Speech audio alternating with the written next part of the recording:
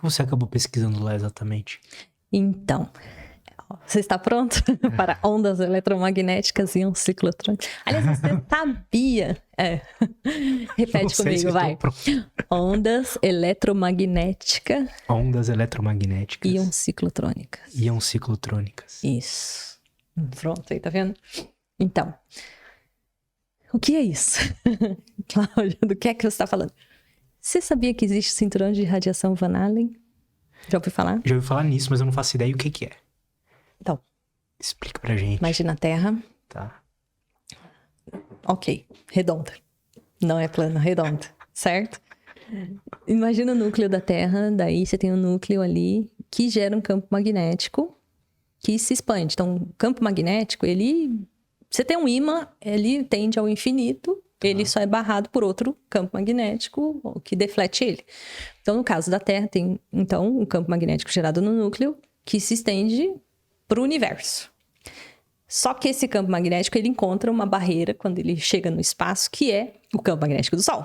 Tá. Então, o campo magnético do Sol, quando ele chega, ele encontra o campo magnético da Terra e forma, então, uma cavidade. Cavidade o quê? Que é a magnetosfera. Então, que é onde a gente está aqui dentro. O que é isso? É o campo magnético da Terra protegendo a Terra do campo magnético do Sol. Tá. Certo? Eles interagem nas bordas, existe essa interação, e essa interação acaba se propagando para dentro dessa magnetosfera. Então, essa propagação normalmente se dá por ondas. Uma das formas é por compressão, né? Mas também por ondas. E essas ondas, aí tem vários tipos, né? E aí um dos tipos de ondas é a onda eletromagnética íon ciclotrônica, que acaba acontecendo dentro do cinturão de radiação Van Allen. O que é o cinturão de radiação Van Allen? Então, você imagina esse campo magnético que eu falei pra você, tá? Que a Terra tá... Até aí você tá entendendo. Até aí eu tô acompanhando. Então, vem partículas do Sol lá. E aí, essas partículas, quando elas vão chegando aqui perto, elas sentem esse campo magnético. E aí, talvez você lembre de física, mas você sabe que campo elétrico e campo magnético, eles têm uma interação ali, uma interface de interação, onde campo magnético e campo elétrico, quando eles estão variando, eles podem interagir um com o outro. Tá? Então, quando essa partícula vem, ela tem energia, e aí ela sente o campo magnético. Então, quando ela sente o campo magnético aprisiona ela. Então, ele faz com que ela, sentindo esse campo, ela vai fazer um movimento em função desse campo. Tá. E aí, no caso das partículas que vêm do Sol, de alta energia, ela vai sentir esse campo e ela vai passar a ficar presa nesse campo magnético. Então, ela não entra direto na superfície da Terra, porque ela fica presa nesse campo magnético da Terra. Que é a magnetosfera? Que é a magnetosfera. Tá. Só que a magnetosfera, então, você imagina o ímã, então você sabe Polo Norte, Polo Sul, e você tem aquela linha de campo, que é uma coisa imaginária pra gente imaginar. Então, quando a partícula vem, ela fica presa nessa linha. A princípio, ela ficaria só espiralando ali em torno dele. Mas como o campo é curvo, então ela vai ter um ângulo, e aí esse ângulo vai fazer ela espiralar ao longo dessa linha. Só que quando ela vai chegando perto dos polos, por causa de uma relação de energia, ela vai voltar. Ela é rebatida. Então, ela fica presa. Então, ela fica espiralando ali presa. Tá? Só que... De um lado só. Não é de um lado só. Por quê? Porque a Terra está girando. Porque também, quando você tem diferença de potencial, então você tem campo elétrico e campo com uma intensidade maior, outra menor, então você vai ter uma deriva. Então, é como se fosse assim, não tem como esse campo ficar estático. Uhum. Entendeu? A corrente, ela vai ser necessária fluir, essa corrente. Então, ele vai circulando ao mesmo tempo que ele vai espiralando. Então, ele vai espiralando em torno do campo e, ao mesmo tempo, mudando de posição em torno da Terra. Só que, lembra que eu falei pra você que ela fica espiralando no campo magnético? Ela fica espiralando, ela vai chegando perto do polo e rebate. Então, se o ângulo com o qual ela entrou, ela foi aprisionada ali, ela chegou aqui, com esse ângulo, ela chegou assim. Então, ela vai espiralar mais perto dos polos. Se ela entrou assim, ela vai espiralar mais próximo do Equador.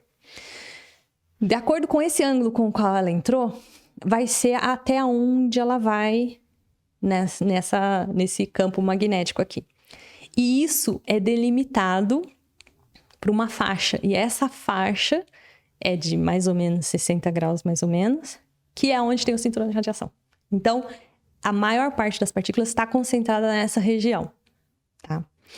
Então, elas ficam assim, espiralando ali e girando em torno da Terra, presas nessa região.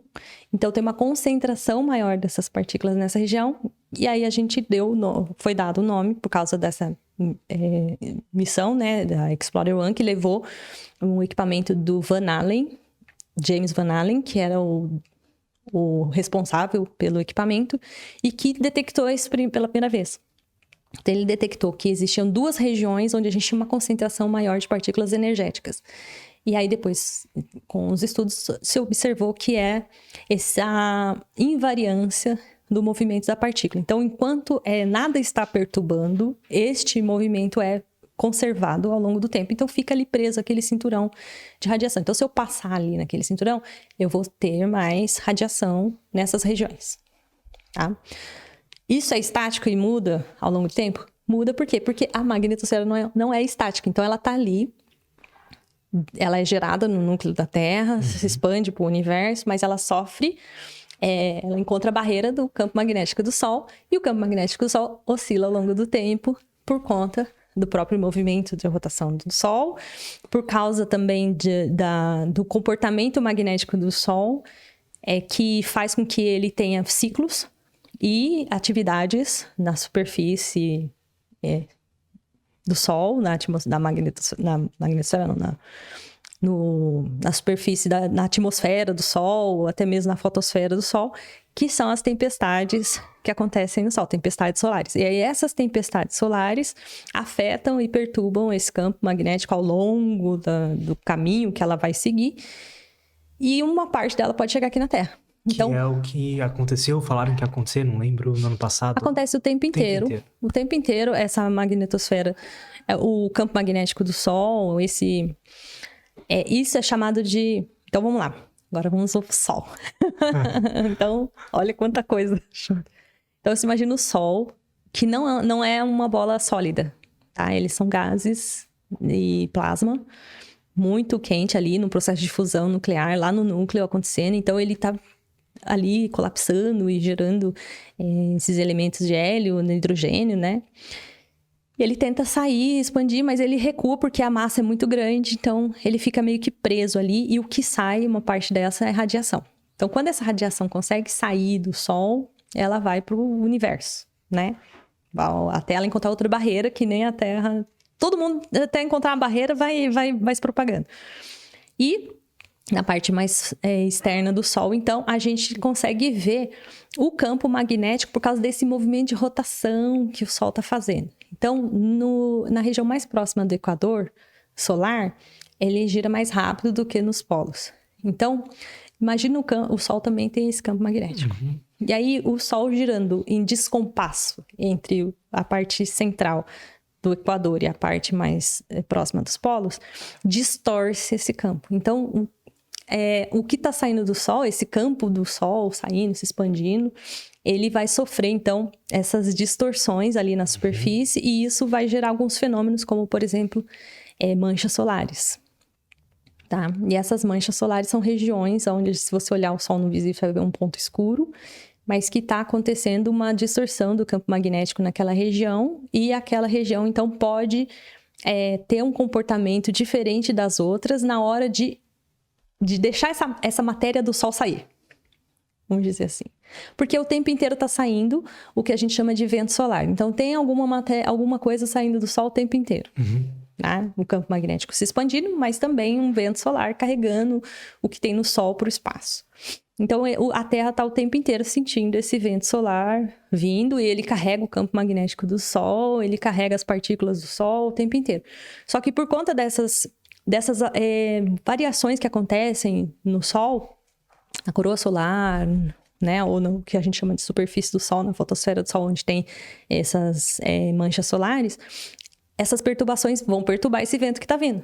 Então, esse vento pode vir mais acelerado, menos acelerado, entendeu? E como está girando, ele pode se contorcer, ele pode trazer uma bolha de matéria, né, uma massa, uma nuvem de matéria maior, se você tiver essa região de mancha solar e tiver uma distorção do campo muito forte, pode dar uma reconexão lá, e aí ele expulsa rápido essa matéria do Sol, e aí essa matéria vem com uma energia maior, uma velocidade maior, e aí quando chega aqui, ela encontra a Terra, e aí a Terra tentando fazer essa barreira, mas é uma competição, então às vezes essa competição, o Sol comprime a magnetosfera, vai vir mais partícula ou menos partícula, vai vir em uma direção ou outra. E aqui, essas interações vão afetar, então, o ambiente da magnetosfera próximo. As correntes essas correntes que eu falei para você que estão acontecendo no cinturão, a entrada dessas partículas, a quantidade de partícula. Em algum grau isso pode afetar a vida do ser humano que mora aqui na Terra? Afeta de algumas formas, não de todas que o pessoal pensa por aí, porque andam dizendo que o Sol afeta tudo, né? Mas não é assim, não. Então, a primeira coisa que você tem que pensar é o seguinte: a magnetosfera é essencial para a vida na Terra. Planetas que não têm magnetosfera tornam a vida na superfície impossível. Improvável. Então, ter a magnetosfera faz com que a Terra se torne um lugar habitável. Porque permite que a atmosfera não seja varrida pelo evento solar. Tá? Então, se a gente tem uma compressão ou não da magnetosfera, a gente vai afetar o que está acontecendo na ionosfera, principalmente, começa pela ionosfera. Então, a ionosfera, você lembra de física? Você aprendeu ionosfera? Não. Não. Eu não tive professor de física no ensino médio. Então, Escola pública. Conforme você vai subindo, chega uma camada que ela tem uma densidade de íons maior, que é chamada ionosfera. Por que ela tem? Porque você tem átomos, eu lembro de, tipo, exosfera, umas coisas assim. Isso, exosfera você já saiu, já não tem mais quase atmosfera nenhuma. Mas vai diminuindo a densidade, né? Então, aqui a gente tem bastante ar, moléculas, tudo aqui. Conforme você vai subindo, vai diminuindo isso, certo? Mas tem uma camadinha ali, em específico, que fica numa posição estratégica em que o Sol, com a energia que ele manda lá, uma das radiações que ele manda, porque o Sol, ele não é amarelo, tá? Ele é branco. Branco por quê? Porque ele emite em vários comprimentos de onda. E um dos comprimentos de onda que ele emite é no ultravioleta. Então, quando ele chega uma certa altura, ele interage com essas moléculas que estão ali, né? E aí a gente forma o que você já ouviu falar, né? De uma camada de ozônio ali. E também essa ionosfera, ela interage com essa radiação vinda do Sol, radiação no ultravioleta, e deixa essa camadinha ali com uma concentração maior de íons. Tá. Aí você fala assim, por que isso acontece? Por causa dessa relação, né, da energia e da densidade exatamente naquela altitude estratégico. Mas o que isso serve para o ser humano? Ele serve para que a gente tenha um circuito elétrico global. Olha que coisa. Então, a gente vive dentro de um circuito elétrico global. Olha que complexo. É como se a gente estivesse dentro de uma pilha, uma bateria. Então, a gente tem a Terra com uma carga magnética e a ionosfera com uma outra carga magnética. E aí, a gente vive aqui num potencial, uma diferença de potencial neutra com a qual a gente está habilitado a viver e convive bem, certo? E a gente tem relâmpagos acontecendo o tempo inteiro. Então, ele está o tempo inteiro descarregando essa energia, fazendo essa troca de energia desse ambiente, do espaço, dessas cargas que estão ali livres, dos atritos que acontecem nos ventos, né, nas partículas, nos núcleos de partículas e tal. Então, tem um grande circuito acontecendo, um grande fluxo de partículas e correntes acontecendo o tempo inteiro, e o nosso corpo está ok com relação a isso. E a ionosfera está ali para garantir todo esse equilíbrio aí. E aí a gente construiu a nossa vida dentro dessa situação. E uma coisa que a gente aprendeu, por exemplo, é que a ionosfera, ela pode ser muito útil para quando eu quero uma reflexão de onda. Então, eu preciso comunicar com o meu colega que está lá no Japão. E eu preciso mandar um sinal para ele mas a Terra não é plana. Então, eu não consigo mandar um sinal direto para ele, porque a minha antena pode estar apontada para onde ele está, mas a Terra é curva. Então, para isso, eu preciso dessa ionosfera, ela funciona como um guia de onda. Então, uma vez que eu mando o sinal com um ângulo certinho, numa intensidade certinha, ele vai rebater na ionosfera e aí ele vai chegar lá no meu colega, então eu consigo, por exemplo, detectar um sinal de longa distância emitido por conta da ionosfera. Ela funciona como um guia de onda. Que foda. Então, ela protege a gente da radiação ultravioleta que faria com que a nossa vida fosse difícil.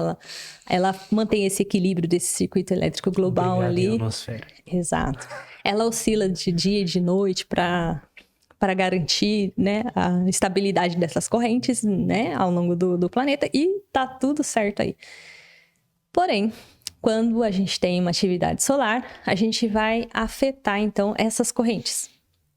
E aí essas correntes podem afetar, por exemplo, esse sinal. Então, lembra que eu falei que tinha um ângulo com um sinal e aí ele ia rebater? Se eu mexo com essa densidade dessa ionosfera, eu vou atrapalhar. Então, esse sinal que podia bater aqui e ele, talvez enquanto ela mais fina ou ela mais grossa, e ele se perca.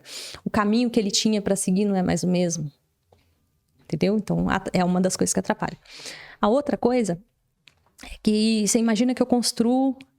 lembra que eu falei para você que existe uma relação entre campo elétrico e campo magnético, que a gente, lá em Faraday, talvez você lembre que se a gente tiver uma oscilação de corrente, o meu ímã sente, e o meu ímã perturba a corrente, quando a gente oscila ele, que é o efeito que faz com que o motor funcione, o carro da Tesla funcione, né? Todas as fontes de energia, a energia elétrica que chega na nossa casa é por causa disso, né? Então, a gente tem uma variação do campo magnético, de não campo saber elétrico. essas coisas, sabia? Não, dá pra você aprender. Então, com certeza dá pra eu aprender, mas eu falo, caramba, cara, vou passar por essa vida sem entender essas você tá coisas? começando a ver um pouquinho já. Exato. É melhor do que... Eu não sei se tá sendo cansativo, Não, porque tá é muito bom. muita coisa, né? E aí, o que acontece? Então, essa corrente estável, do jeito que tá, com esse equilíbrio das descargas elétricas acontecendo, mantendo tudo em equilíbrio, a gente constrói nossos equipamentos aqui na Terra para essa situação. E a maioria não vai sofrer interferência nenhuma, porque essas oscilações, elas têm uma escala que não são suficientes para afetar o funcionamento da maioria das coisas que a gente tem aqui na Terra. Só que quando eu coloco, por exemplo, uma linha de transmissão de uma região para outra que é muito comprida, então essas oscilações acumuladas podem fazer com que essas perturbações sejam induzidas nessas linhas de transmissão. Então, por elas serem muito, muito longas, aí você tem essas perturbações, essas oscilações, elas acumuladas, elas podem afetar essas linhas de transmissão de longa distância. Dutos que são metálicos vão ter essa indução dessa corrente por causa dessas propriedades de indução magnética, elétrica, magnética, essa interação. Então, essas coisas podem sofrer interferência se a gente tiver uma perturbação dessas correntes. Entendeu? Como o cinturão de radiação está ali, ele aprisiona a maior parte das partículas, as partículas geralmente não precipitam aqui, não entram aqui. Elas só entram na região dos polos. Porque lembra que eu falei que elas ficam aprisionadas numa faixa ali do cinturão de radiação? Mas o que acontece na outra região? Então, lembra que eu falei que tinha um ângulo com o qual ele se aprisionava, mas que dependendo do ângulo ele é mais perto ou mais distante? Então, dependendo desse ângulo, ela não fica presa, ela vai e acaba caindo. E aí, quando ela acaba caindo, ela chega na atmosfera mais baixa, na atmosfera neutra. E aí ela interage com as moléculas que estão aqui. E aí a gente tem um fenômeno bonito, que são as auroras, né? Que acabam sendo essa radiação que vai lá e excita os átomos de hidrogênio, as moléculas de oxigênio. E aí ela emite luz na hora que ela... nessa interação, e aí a gente vê aquela coloração verde, vermelho, alaranjado, bonito, nas regiões mais próximas aos polos. Se a gente tiver uma atividade muito grande do Sol, então essa coisa que ia ficar ali presa nessa região pode vir a acontecer um pouquinho mais baixo, porque o cinturão pode se comprimir, diminuir, e aí essas regiões passam a ser mais próximas ali daqui, das regiões onde a gente vive. Então, quando tem uma atividade solar mais intensa, você vai ver regiões onde não costuma ter aurora tendo, que nem, por exemplo, Nova York. Londres, não costuma ter aurora lá. Mas em tempestades mais intensas, a gente vai ter esse fenômeno dessas partículas chegando nessas altitudes.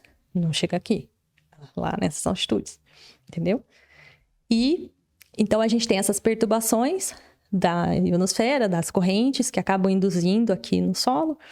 Só que o ser humano... Então, a gente tem problema na transmissão de longa distância, problema nessas correntes, nessas linhas muito grandes, e aumento das auroras nessas regiões. Só que o ser humano não ficou no solo. A gente resolveu fazer o quê? Voar. Ir para o espaço. Então, a gente resolveu colocar um satélitezinho lá em cima, né? Lá em cima dessa região toda, lá em cima. E aí, nessa região, a gente vai ter uma suscetibilidade maior a essa radiação que vem do Sol e a essas perturbações. Porque não tá aqui embaixo protegido. Entendeu? E aí, então, quem tá lá sofre. Então, o satélite, ele sofre mais com os eventos do Sol e com essas perturbações todas que eu falei para você. Algumas coisas são... Essa radiação pode entrar dentro é difícil barrar ela. Então, a gente pode construir a infraestrutura ao máximo possível resiliente, mas a gente não consegue colocar uma barreira de chumbo enorme no satélite, que ele fica pesado. Então, a gente coloca alguns tipos de barreiras possíveis para evitar que essas partículas energéticas entrem dentro do satélite e prejudiquem a eletrônica do satélite, tá? Então, essa é uma das coisas. A outra coisa é que, como a magnetosfera às vezes comprime, expande, a atmosfera aqui embaixo também sente. Então, às vezes, a atmosfera comprime e expande junto. Quando ela expande, então você imagina que o satélite foi programado para passar aqui tinha 10 partículas, sei lá, por metro. E aí, exagerei, mas 10 partículas por metro. Aí, metro cúbico. Aí você pega e expande a atmosfera. Aí agora tem 100. Então, é como se você sentisse, o satélite vai sentir uma barreira para a passagem. E aí, essa barreira faz com que ele perca um pouco de altitude. Então, eu preciso fazer manobra. Lá no centro de controle, a gente faz manobra para o satélite voltar para a altitude correta, porque senão ele vai cair, que aconteceu numa tempestade solar do Elon Musk lá. Perdeu de cara 39 satélites por causa de uma tempestade, por causa desse fenômeno que eu tô falando para você. Tá? Então, um astronauta que vai para o espaço, ele tem que pensar nisso, porque ele vai ficar exposto a essa radiação, às vontades do vento solar, vamos dizer assim, do Sol. Uhum. E se a gente for para Marte, para qualquer outro lugar, a gente tem que pensar nisso, porque Marte não tem atmosfera, atmosfera tênue, por causa de não ter campo magnético suficiente para sustentar uma atmosfera. E aí, então, se a gente for para Marte, a gente teria esse problema dessa radiação entrando de cara, direto, o vento solar vindo, varrendo a atmosfera o tempo inteiro. Então, você não consegue garantir, sustentar esse ambiente na superfície. Então, para Marte, por exemplo, a gente teria que morar em túnel de lava, que você deve ter ouvido falar sobre isso. E a Lua, a mesma coisa. Só que a Lua é interessante, porque a Lua, né, ela gira em torno da Terra. E você já viu biruta de... não sei se você já ouviu falar esse termo, né? Isso é muito mais antigo. Mas quando você passa no posto, não tem aqueles bonecos assim, fica assim e tal. Então, aquilo veio de uma espécie de biruta, né? Que você joga o ar e aí você vai ter a saída do vento em outra direção, né? Que seria um túnel de vento. E a biruta, então, ela segue a direção do vento e isso acontece. Então, imagina que o Sol tá aqui, mandando vento solar, a Terra tá aqui, barrando. Então, ela barra a frente, certo? Então, o vento solar, ele contorna e forma uma cauda atrás, certo? Então, o campo magnético na frente da Terra, ele é assim, e atrás é como se fosse uma cauda, tá? Então, a Lua tá girando em torno da Terra. Então, a Lua vai estar uma hora na frente aqui, né, do Sol, nessa região, e não necessariamente dentro do campo magnético. Por quê? Porque nesse lado é mais comprimido. Mas quando ela estiver desse lado, aí ela vai estar na cauda. Então, ela está dentro, protegida no campo magnético da Terra. Que é quando a maioria das missões para a Lua foram feitas. Que é para o astronauta estar numa fase em que ele vai ter menos incidência da radiação solar e vai estar mais protegido pela magnetosfera. Mas se você for deixar um astronauta lá por muito tempo, ele vai estar a Lua, né? Vai estar girando. Então a Lua vai sair dessa camada de magnetosfera de proteção e vai para essa região sem proteção. Então é outro problema que a gente tem também com relação à nossa ida para o espaço. Então essas interações com o Sol começam a se tornar mais relevantes para o contexto do ser humano.